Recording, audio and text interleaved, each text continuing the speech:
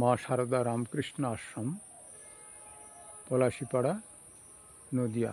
মা সর্বমঙ্গলা মন্দির, front side, সামনের এইটি মেন গেট, আমাদের ছোট গেট, এটি একটি গেট। মা সর্বমঙ্গলা মন্দির, পলাশিপাড়া, নদিয়া। কেদারেশ্বর মহাদেব, মা সর্বমঙ্গলা, শ্রীরামকৃষ্ণদেব, মা সারদা দেবী।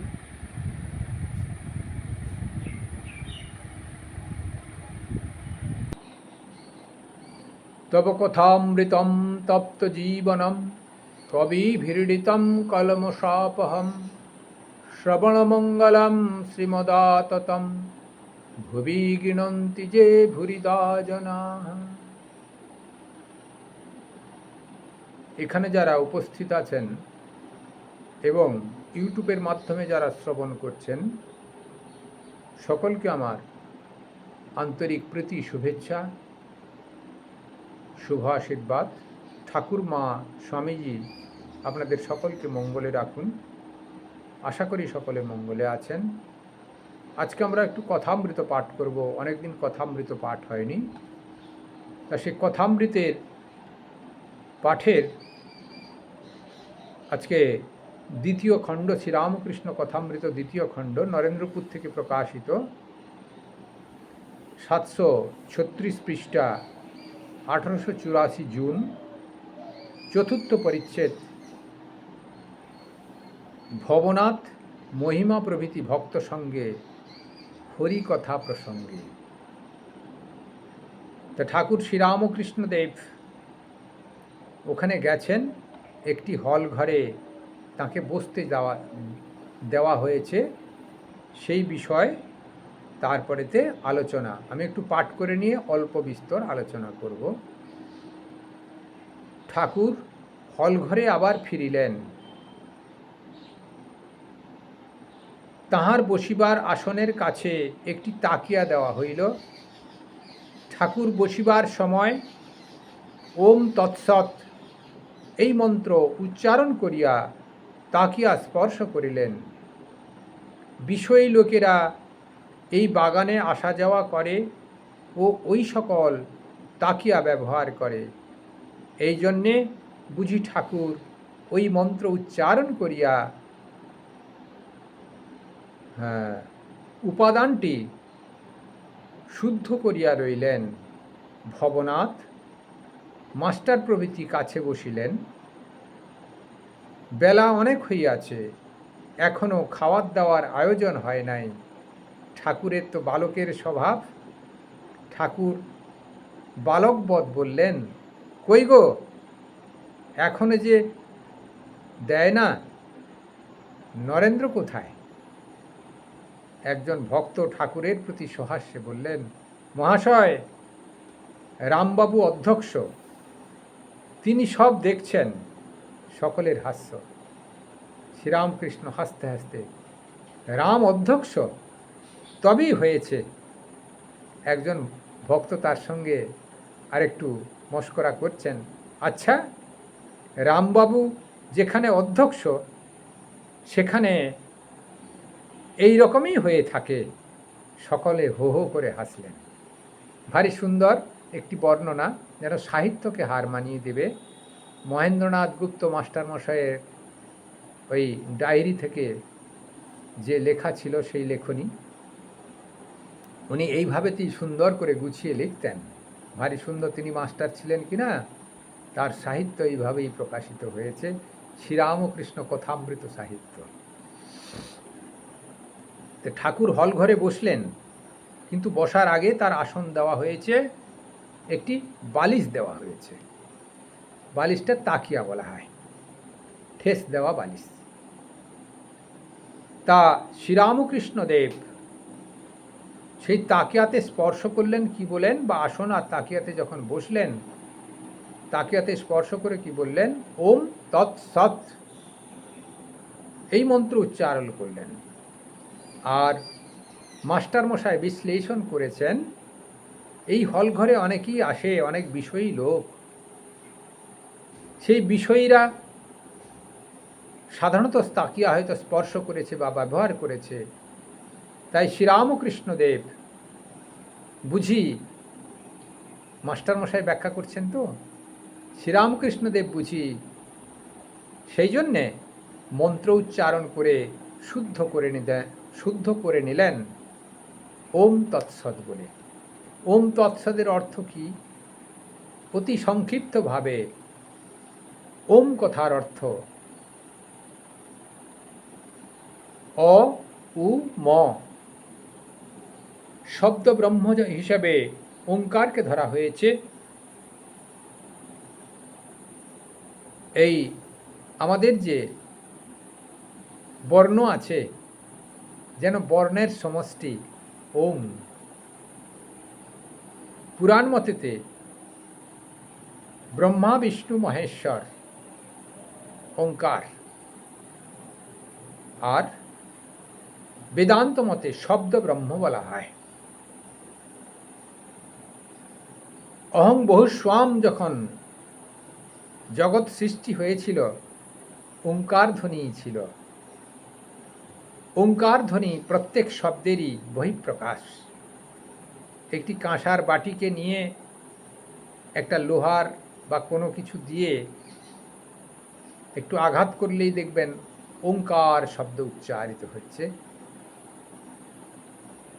নাসা আবিষ্কার করেছিল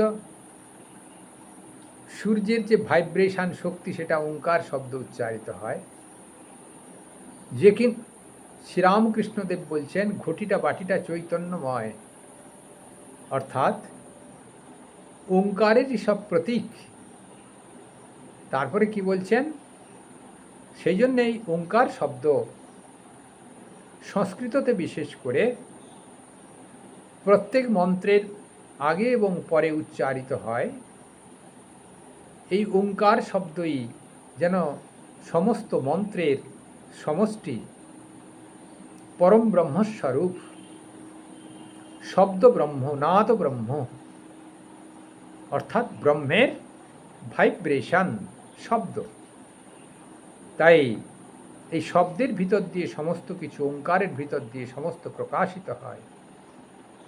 তারপর কি বলছেন? তৎসৎ। তৎ কথার অর্থ হচ্ছে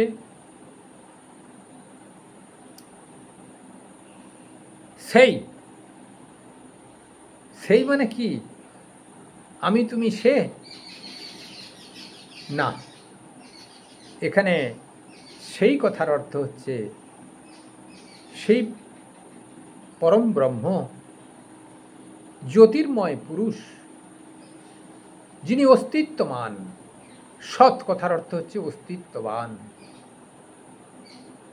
অর্থাৎ সেই অস্তিত্ববান বা সেই আছে বা সেই, অর্থাৎ তিনি ঈশ্বরী।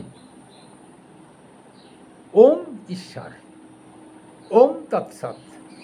সাধুরা প্রায় এই শব্দ ব্যবহার করেন।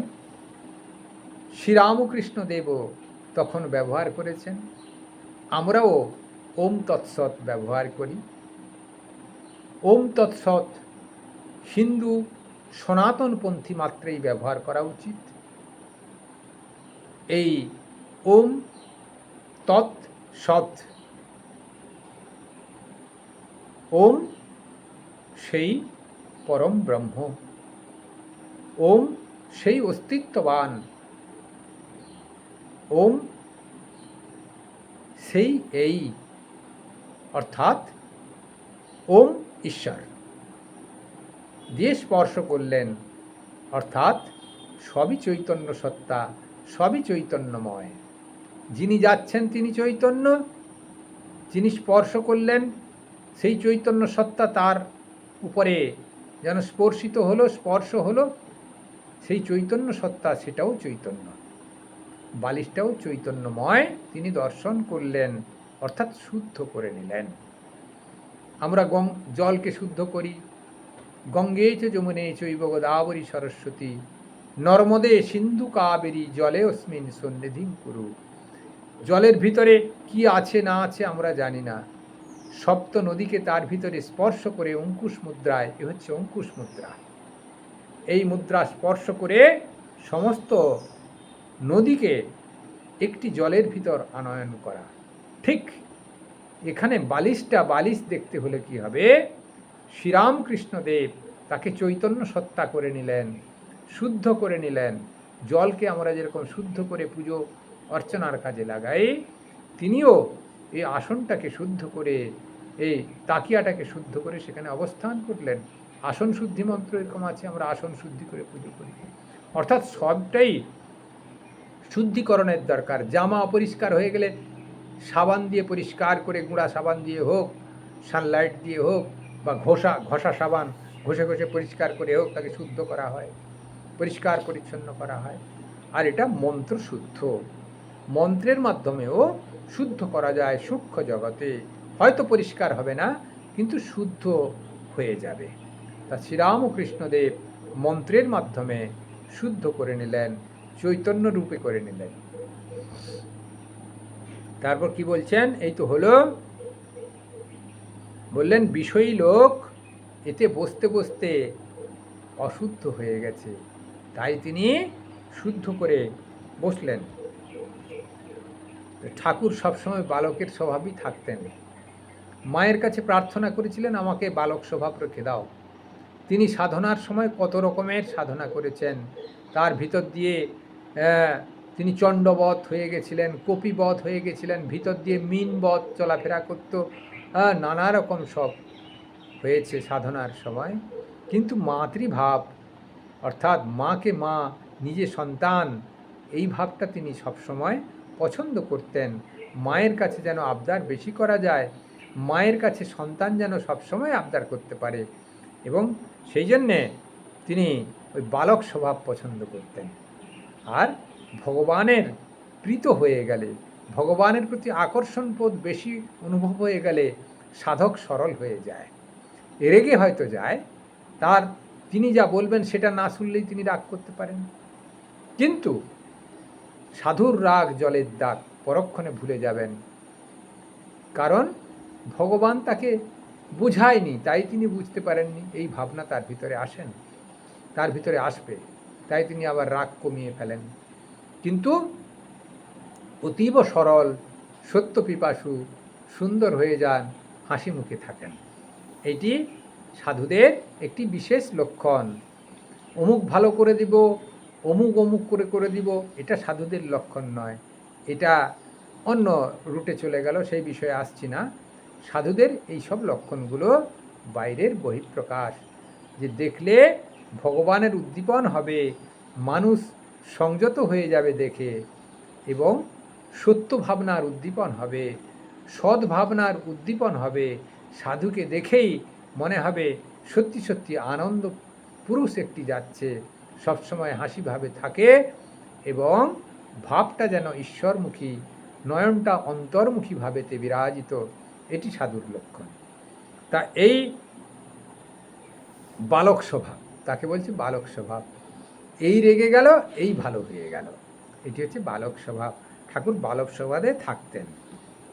কই গো, এখনো যে দেয় নাই, ঠাকুরের খিদে পেয়ে গেছে, ঠাকুর ঠিক সময়ে খেতেন। তারপরে কি হলো, রামকে নিয়ে একটু মস্করা হলো। রামের বিষয়টা বলা যাক। রাম হচ্ছেন ঠাকুরের অন্তরঙ্গ, অর্থাৎ সন্ন্যাসী অন্তরঙ্গ না হলেও গৃহী ভক্তদের ভিতরে একটি বিশেষ স্থান রামের ছিল। রামের ঘর থেকে লাটু মহারাজ এসেছেন। আবার সেই রাম ঠাকুরকে এত স্নেহ করতেন, শেষটায় ঠাকুরের স্থূল শরীর যাওয়ার পরে শ্রীরামকৃষ্ণদেবের পূত কলস, আমাদের কলসটা দুই ভাগ হয়েছিল, সেটা আলাদা আলোচনা। সেই পূত কলস নরেন্দ্রনাথ মাথায় নিয়ে গৃহী ভক্তরা খোল করতাল বাজাতে বাজাতে প্রথম রামচন্দ্র দত্তের ঘরে শ্রীরামকৃষ্ণদেবের পূত কলস সমাধিস্থ হয়েছে, সেখানেই শ্রীরামকৃষ্ণদেব প্রথম পুজো পান। প্রথম আশ্রম জগদ্দান মঠ রামচন্দ্র দত্তের বাড়ি। তিনি ঠাকুরের নামে সমস্ত সম্পত্তি উইল করে তিনি সেবায়েত ছিলেন। এখন সেটি রামকৃষ্ণ মিশনের একটি ব্রাঞ্চ। সেটি কাশীপুর উদ্যানবাটি নয়। কাশীপুর উদ্যানবাটির পুজো হয়েছে ঠিকই, ঠাকুরের শরীর যাওয়ার পরে দু একদিন ঠাকুরের অস্থি পুজো হয়েছে। এখন সেটি বেলুড় মঠের ব্রাঞ্চ হয়েছে কাশীপুর উদ্যানবাটি। কিন্তু প্রথম অস্থি সমাহিত হয়েছে রামচন্দ্র দত্তের বাগান বাড়িতে। সেই রাম হচ্ছেন ঠাকুরের অন্তরঙ্গ গৃহী ভক্ত। সেখানেই তারই কথা, সেই রামচন্দ্র দত্ত। একটু দূর কাজ মধ্যম সম্পর্কে নরেন্দ্রনাথের দাদা ছিলেন রামচন্দ্র দত্ত। তারপরে অংশ পড়া যাক। শ্রীরামকৃষ্ণ ভক্তদের প্রতি কি বলছেন? সুরেন্দ্র কোথায়? আহা, সুরেন্দ্রের বেশ স্বভাবটি হয়েছে, বড় স্পষ্ট বক্তা, কারুকে ভয় করে না, ভয় করে কথা কয় না। আর দেখো খুব মুক্ত হস্ত, কেউ তার কাছে সাহায্যের জন্যে গেলে শুধু হাতে ফেরে না। মাস্টারের প্রতি, তুমি ভগবান দাসের কাছে গিয়েছিলে, কীরকম দেখলে? ভারী সুন্দর। এই দু চার লাইন কথা হয়ে গেল, তারপর আবার পড়ব। সুরেন্দ্রনাথ মিত্রি। সুরেন্দ্রনাথ মিত্রি ঠাকুরের শরীর যাবার পরে সুরেন্দ্রনাথ মিত্রি এত সুন্দর ছিলেন, ঠাকুরের রসদদার বলা হয়। ঠাকুরের কয়েকজন রসদদার ছিল। তা আপনারা রাসমণিকে তো চেনেন, মথুর বাবুকে তো জানেন, নাম শুনেছেন, বলরাম বাবুর নাম শুনেছেন। সুরেন্দ্র মিত্তিরও আমাদের রসদদার ছিলেন ঠাকুরের। রসদদার মানে ঠাকুরের সংকল্প মাত্রে তার সমাধান করে দেওয়া, আর্থিক দিক দিয়ে হোক, বিষয় যা কিছু লাগে সেগুলো দিয়ে সমাধান করা। আর সুরেন্দ্রের শুধু শ্রীরামকৃষ্ণদেবের স্থূল শরীরে থাকা অবস্থায় যে সমাধান করেছিলেন তা নয়, শ্রীরামকৃষ্ণদেবের শরীর যাবার পরে নরেন্দ্রনাথী ত্যাগী ভক্তরা ছন্ন ছাড়া হয়ে গেছিল। শ্রীরামকৃষ্ণদেব স্থূল শরীর ধারণ করে সুরেন্দ্রনাথকে দর্শন দিয়েছিলেন। হ্যাঁ রে, আমার ছেলেরা এদিক ওদিক করে ঘুরে বেড়াবে, তা এক জায়গায় সাধন ভজন করবে, তুই একটু তাদের ব্যবস্থা কর। তোর এত টাকা নষ্ট করবি কেন? ভালো কাজে লাগা। ঠাকুর দর্শন দিয়ে এই কথা বলাতেই সুরেন্দ্রনাথ ভয়ে লজ্জায় স্তম্ভিত হয়ে গেছিলেন। এবং ইতিপূর্বে কাশীপুর উদ্যানবাটির সমস্ত খরচা তিনিই বহন করেছিলেন। বোরানগর মঠ প্রথমে, যেটি ভূতের বাড়ি বলা হয়, এখন সেটা মঠ নিয়েছে, বেলুড় মঠের শাখা কেন্দ্র। আমরা যখন বেলুড় মঠে ছিলাম তখন সেটি বেলুড় মঠ নেয়নি। বেলুড় মঠ থেকে আমাদের গাড়ি করে ওই ভ্রমণ করতে নিয়ে গেছিলেন। কাশীপুরের সেই পুরানো থামে আমরা স্পর্শ করে এসেছি, ভগ্ন অবস্থায় থামটি ছিল, স্পর্শ করে এসেছি বিল্ডিংয়ের অংশবিশেষ। সেই ভূতের বাড়ির ভাড়া দিতেন সুরেন্দ্রনাথ মিত্র। আর এই ছেলেদের খাওয়া খরচা, ডাল ভাতের খরচা তিনি বহন করতেন ঠাকুরের নির্দেশে। ছেলেরা সব একসঙ্গে সাধন ভজন করবে, একটি সংগঠন গড়ে উঠবে। সুরেন্দ্রনাথ মিত্রকে দিয়েই এই সংগঠন যেন শুরু করিয়েছিলেন শ্রীরামকৃষ্ণদেব তার নিজের স্থূল শরীরের অবর্তমানে সেই সুরেন্দ্রনাথ। সুরেন্দ্রের বেশ স্বভাব ঠাকুর প্রশংসা করছেন যে সময় ঠাকুর ছিলেন। তিনি কি স্পষ্ট বক্তা, কাউকে ভয় করেন না, ভয় করে কথা কন না। অর্থাৎ যিনি স্পষ্ট লোক, যিনি সৎ লোক, তিনি কাউকে ভয় করেন না। তিনি উপনিষদে অভিশব্দ একটি আছে, স্বামীজি বিশেষ করে বলেছেন, স্বামী বিবেকানন্দ এই অভিশব্দ বারবার প্রয়োগ করেছেন। অভিশব্দ প্রত্যেক জীবনের প্রয়োজন। অভি ছাড়া, ভয়শূন্য ছাড়া জীবনের কোনো কল্যাণ সাধন হয় না। যারা অকল্যাণ করে তারা সবসময় ভীত থাকে, সন্ত্রস্ত থাকে। যারা সৎ কথা বলে, পবিত্র জীবনযাপন করে, তাদের ভিতরে ভয় থাকে না, সরল হয়, সাহসী হয়, অভয় হয়। সেই জন্যে সুরেন্দ্রনাথের ভিতরে এই সব গুণগুলো উপনিষদিক প্রতিষ্ঠার একটি গুণ, সরল, পবিত্র এবং সৎ। তাই তিনি কাউকে ভয় করতেন না। আমাদের ভক্তদের এইটি হতে হবে।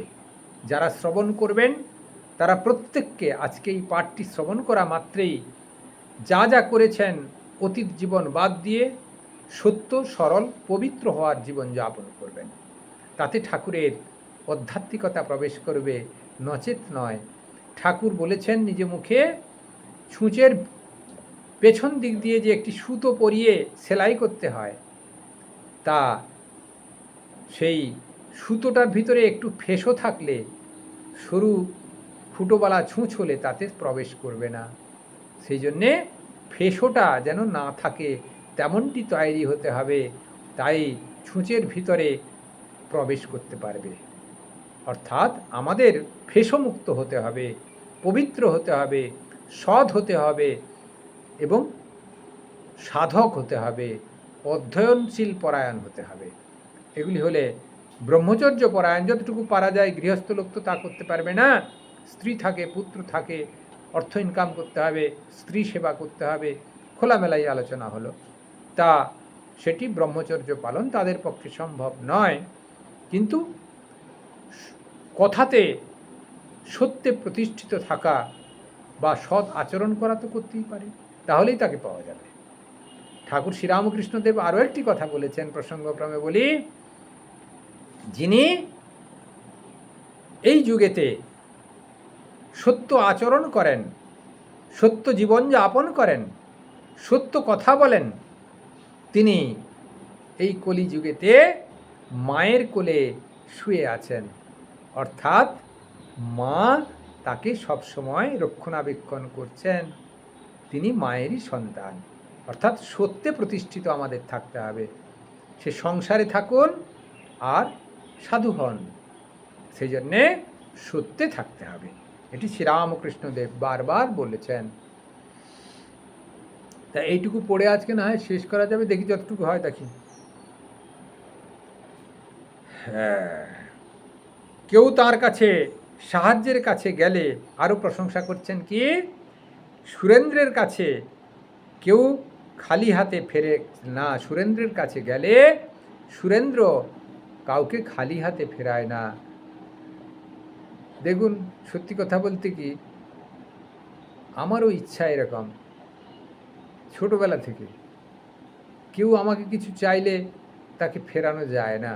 সে আধ্যাত্মিক জগতে হোক, বাইরের জগতে হোক। আর্থিক সাহায্য, আমার কাছে অর্থ তেমন থাকে না, মাদুকরি করি আশ্রম চলে, তার ভিতরে কেউ কিছু চাইলে তাই দেওয়া হয়। অর্থাৎ এটা একটা মনের গঠন। আত্মের বিস্তৃতি লাভ ঘটলে, জীবাত্মার বিস্তার ঘটলে, হৃদয়বত্তার বন্ধন অনেকটা কমে গেলে এইসব ভাবগুলো আসে। আমার তো এখন মনে হচ্ছে এই, কিন্তু ঠাকুরের যে কাছের লোক ছিল, আমরা কাছের লোক কিন্তু দূরে জন্মগ্রহণ করেছি, একটু ডিস্টেন্স বেড়েছে, তার আয়ত্তের ভিতরে এসেছি, তিনি তার কাছের লোক হয়েছি ঠিকই, কিন্তু সুরেন্দ্রনাথ আমার মনে হয় আরও বেশি কাছের লোক। ঠাকুরকে দর্শন করেছেন, স্পর্শন করেছেন, তার সেবা করেছেন, তার রসোদ্ধার হয়েছেন এবং তার অবর্তমানেও তার সন্তানদের সেবা করেছেন। সেই জন্যে তাঁর হচ্ছে মুক্তহস্ত ভাবনা, অর্থাৎ সবকে তিনি ভগবানের সন্তান জ্ঞান করতেন, তাই মুক্তহস্ত। কারণ কাকে ফেরাবেন? যিনি এসছেন তিনি ভগবানের একটি রূপ ধরেই তার কাছে এসছেন, তার সামর্থ্য অনুসারে তিনি দেবেন, আর তার সামর্থ্য যথেষ্ট ছিল, তাই সম্ভব। তুমি ভগবান দাসের কাছে গেছিলে, কিরকম দেখলে? কাকে বলছেন? তিনি সুরেন্দ্র কোথায়? মাস্টারকে বলছেন।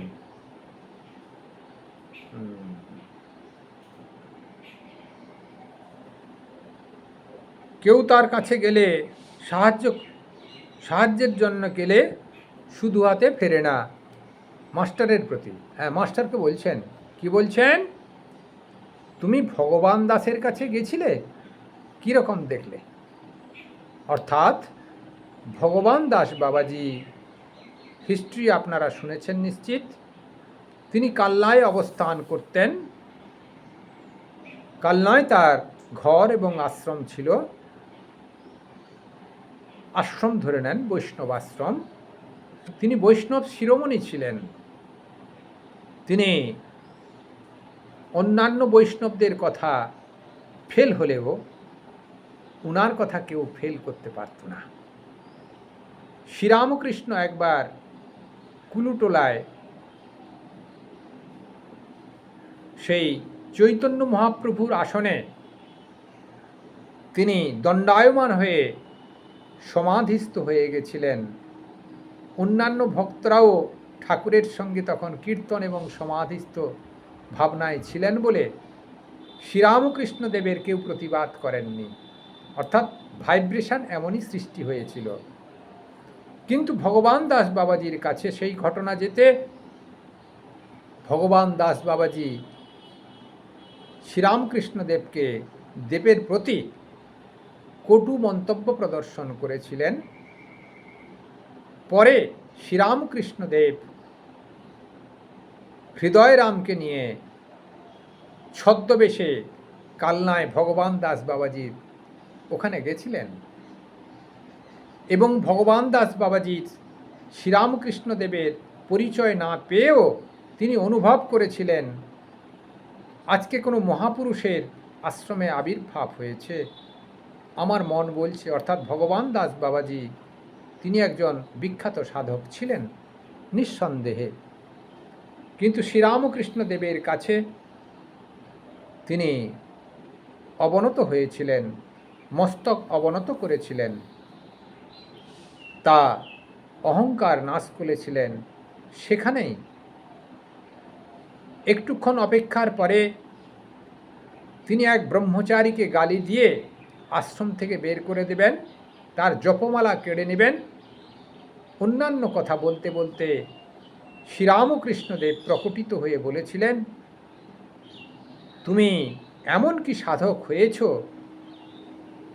যা কারুর জপমালা কেড়ে নেবে, কাউকে বিদেয় করবে?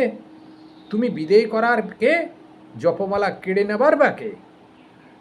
যিনি সাধক হন তিনি ঈশ্বরের উপর নির্ভর করেন, তোমার এত অহংকার কেন? তা ভগবান দাস বাবাজি সবার মাথায় ছড়ি ঘোরালেও সারা বৈষ্ণব সমাজে শ্রীরামকৃষ্ণদেবকে সাষ্টাঙ্গ প্রণাম করেছিলেন এবং তিনি স্বীকার করেছিলেন আমার অন্যায় হয়েছে এবং বলেছিলেন, তুমি চৈতন্য মহাপ্রভু শ্রীরামকৃষ্ণদেবের খোলে চৈতন্য মহাপ্রভু আবির্ভূত হয়েছেন। অর্থাৎ শ্রীরামকৃষ্ণদেবী চৈতন্য মহাপ্রভু, এটি ভগবান দাস বাবাজি বলেছিলেন। সেই ভগবান দাস বাবাজি এখন অসুস্থ হয়েছেন, বিছনাশয্যা হয়ে গেছেন। তা তাকে ধরে ধরে খাওয়ানো এ করানো হচ্ছে, সেটি ঠাকুর খবর নিলেন মাস্টারমশাইয়ের কাছ থেকে।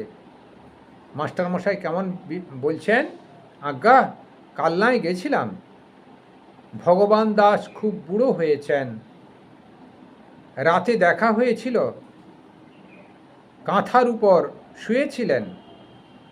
প্রসাদ এনে একজন খাইয়ে দিতে লাগল। চেঁচিয়ে কথা কইলে শুনতে পান। আপনার নাম শুনে বলতে লাগলো, তোমার আর ভাবনা কি? সেই বাড়িতে নাম ব্রহ্মের পূজা হয়। ভারী সুন্দর।